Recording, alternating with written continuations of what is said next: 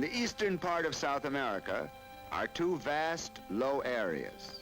The basin of the Amazon in the north, and in the southern half of the continent, a sprawling plain that is drained principally by tributaries of the Rio de la Plata. Of these, the greatest is the Paraná. This was the river which early Spaniards hoped would lead them to the gold of Peru. This, or the Rio Paraguay, or the Pilcomayo. Today, within the branches of these three rivers, is located the Republic of Paraguay. Taller than Niagara, the Iguazu Falls form their giant arc just east of the Paraguayan border.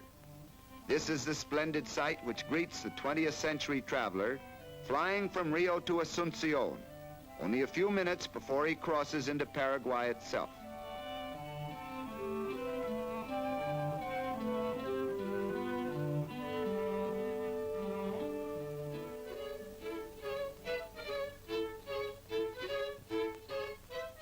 Almost as unchanged in 500 years as the thundering waterfalls are these Maikol Indians, members of one of the few aboriginal tribes of Paraguay which have remained unabsorbed.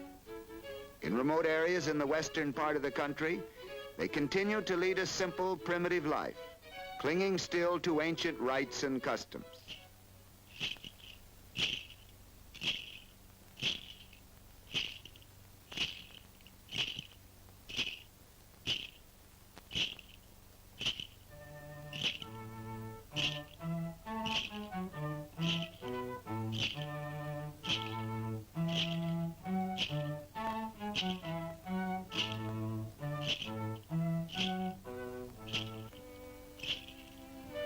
This is charqui, or dried beef.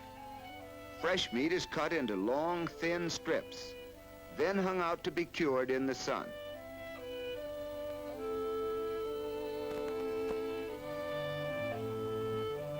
Belts are woven as they were hundreds of years ago.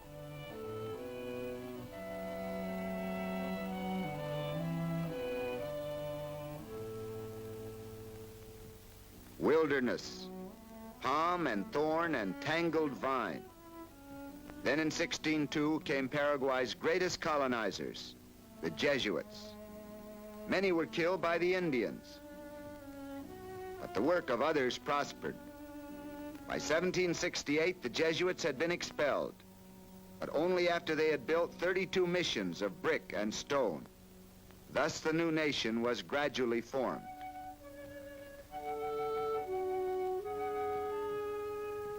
Some missions failed, yet among their desolate ruins, we see still traces of those unique Jesuit colonies where for more than 100 years, Spaniard together with native Indian created a self-contained economy and practiced communal living.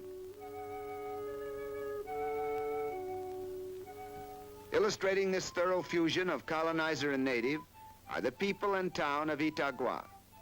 Typical of an overwhelming majority of the citizens of Paraguay, these people have in their veins both Spanish blood and that of the Guarani Indian, and they still speak both Spanish and Guarani.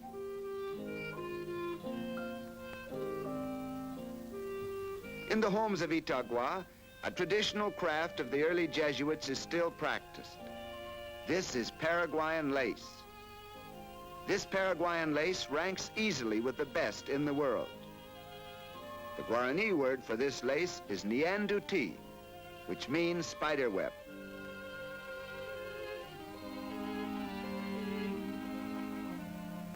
Yerba mate, or Paraguayan tea. Skilled pruners strip off the tree's small, tender leaves, then roast and dry them over fires in special ovens. When hot water is poured over these mate leaves, the result is an excellent and healthful beverage.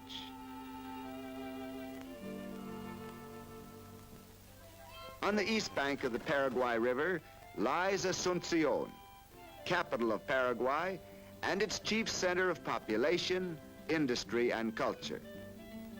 And since the river furnishes Paraguay's principal means of transportation to and from the outside world, the docks of Asuncion present a constantly busy scene. Their 1,000-mile voyage from Buenos Aires has taken these passengers as long as a transatlantic crossing from London to New York. In this business section of Asunción are transacted most of the commercial affairs of Paraguay. Here you will find offices controlling the nation's small but steadily increasing export trade. Here, too, is the principal wholesale and retail market for imports.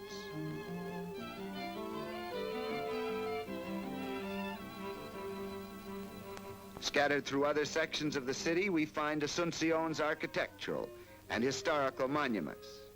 This is Francisco Solano Lopez, who led Paraguay in her disastrous war of 1865.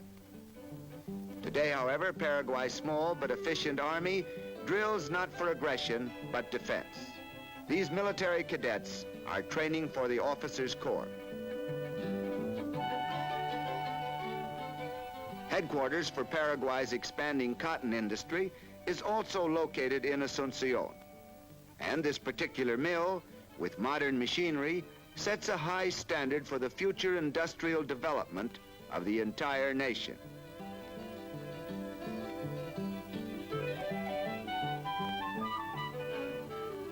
Now, 2% of the land is under cultivation. Yet, agriculture rather than industry forms the backbone of Paraguay's economy. Here, a typical countrywoman who has just spent the day selling her vegetables in the Asunción market returns to her suburban home. This is typical of the average Paraguayan farm, where on a small plot of land, the farmer can harvest a crop sufficient for his needs. The climate is mild, similar to that of Florida, the rainfall ample, and the red clay soil fertile. Food is plentiful. There are no famines in Paraguay.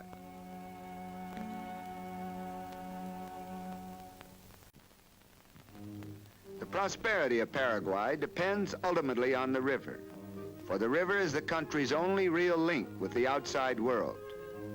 The cost of shipping goods from Buenos Aires to Asunción by rail is about equal to the cost of shipping them to Yokohama. Even transportation via the Paraná-Paraguay river route is extremely expensive.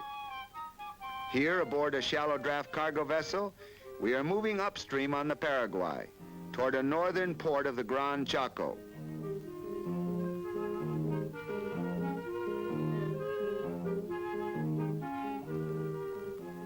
Divided among Argentina, Bolivia, Brazil, and Paraguay, the Gran Chaco, or Great Plain of South America, is geographically unique. Its swamplands and prairie stand in startling contrast to the rest of Paraguay. Paraguay, bisected by the river of its name. To the east, gently rolling hills. To the west, a low, flat plain, the Chaco. From September to April is the season of rains. Great shallow ponds form. When the dry season comes, the standing pools evaporate into air, and the sun bakes the earth to a dry, salty crust. With extensive development, this riverless plain might become one of the rich regions of the world. But today, most of it remains a wasteland, tough and forbidding as its cactus groves, and the thorny palo borracho, or drunken tree. Till 1926, a colorful profusion of butterflies and birds had the lonely land all to themselves. In that year, however, a group of Mennonites from North America and Europe made a start in the colonization and development of the Chaco. After years of trial and sacrifice, they have succeeded in making the reluctant Chaco earth yield them a livelihood. With the aid of native Chulupi Indians, the Mennonites have developed a variety of crops. Here they are cutting the tassels from sorghum, a source of sugar and molasses.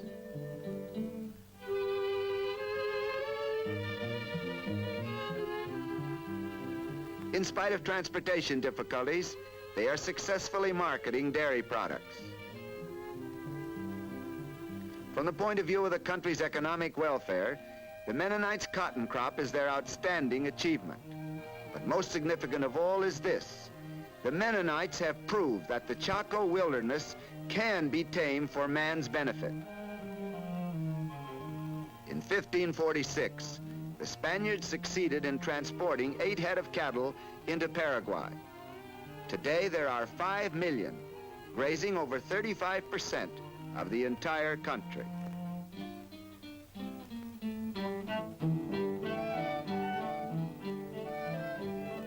In modern frigorificos or meat packing plants, the beef is boned and packed for export. Not only meat, but tallow and hides are valuable byproducts of Paraguay's cattle industry. So tough it's called quebracho, meaning axe breaker, this medium-sized tree affords Paraguay her most profitable industry.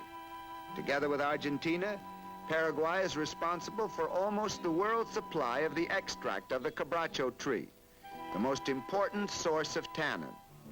Stripped of its bark, the heartwood of the quebracho yields from 25 to 30% of this strong acid compound needed to tan leather. Workmen use the age-old principle of the lever to lift the heavy logs.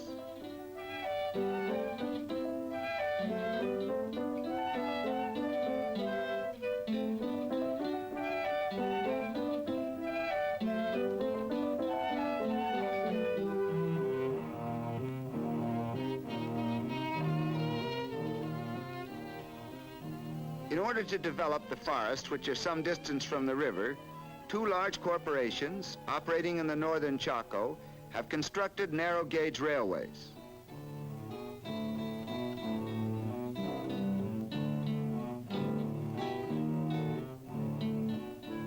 One of these companies, an Argentine concern, makes its headquarters at the river port of Casado. Here, workers and their families take the necessary precaution of sleeping under nets, for insects thrive in the Chaco swamps, and malaria takes a steady toll of the careless or the unlucky. Carpenters and builders prize quebracho as a tough, durable lumber. And they make with it huge wheels for those same ox carts used to haul more quebracho from the forests. As an investment in her future development, Paraguay is today spending considerable time and money in a war against illiteracy. In city nursery schools, more fortunate youngsters start their training early. This is in preparation for their standard primary education, which Paraguay plans to extend to all children between 7 and 14. Supervised play, the habits of cleanliness, and a balanced diet. These will one day pay high dividends to the youngsters themselves and to their country. In government schools, these students are being trained as teachers. Here they are adding English to their knowledge of Spanish and Guarani.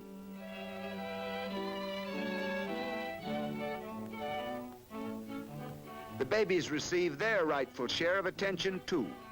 With United States cooperation, the Paraguayan government has recently established clinics in areas which long existed without medical aid of any sort.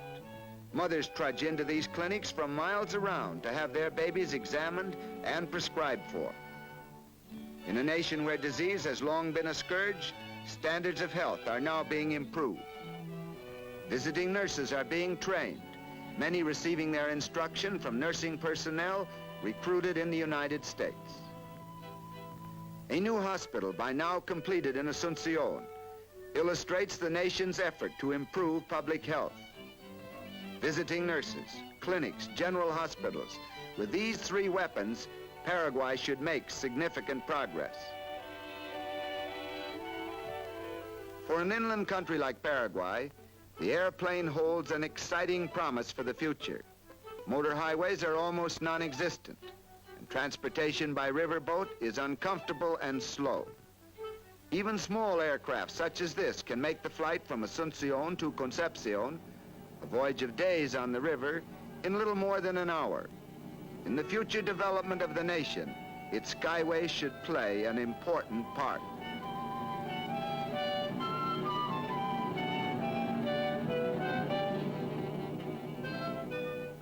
one thing is certain.